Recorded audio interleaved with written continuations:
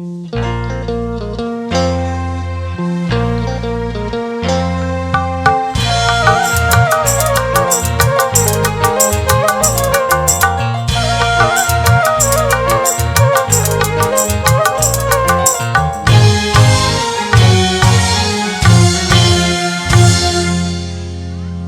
aku miskin orang yang tak punya, tetapi tak sudi diriku dihina.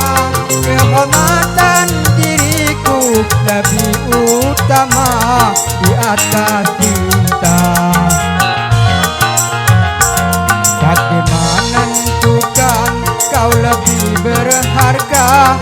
Kehormatan dirimu adalah harta di atas cinta. Haramkah hukumnya si miskin bercinta?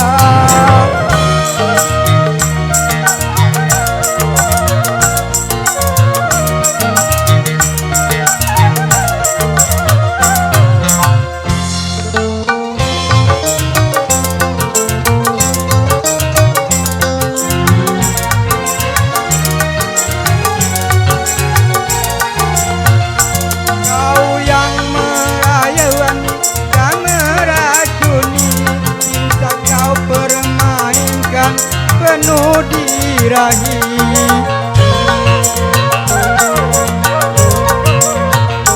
seolah aku lilin yang menerangi, tapi tubuh terbakar dimakan api.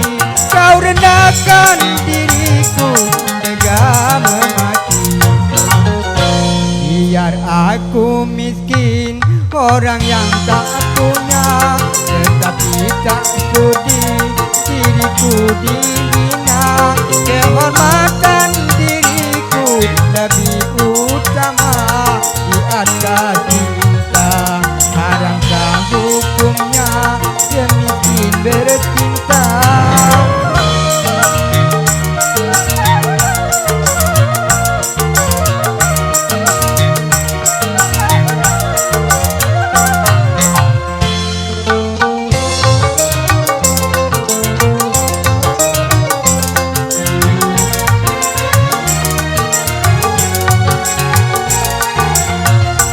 Kau yang menyarami dan meracuni, cinta kau permainkan penuh dirahi.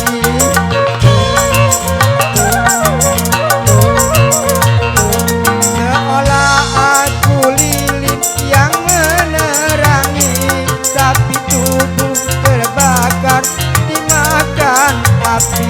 Kau rendahkan diriku tega memaki.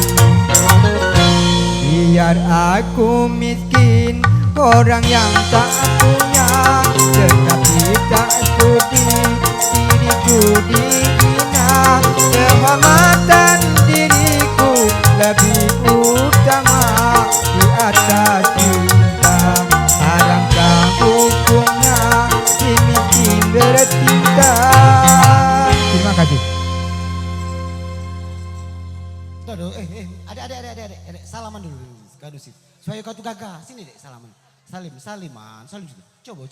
Saya itu ngajak salim itu. Kucing kau nak kau tuh. Coba tangan, no, cup, nah, iya. Bukan apa mul, kalau kau nyanyi nah tegak di belakang aku. Apa kayak berdebak nyampak. Dini, lambat becek. Nah,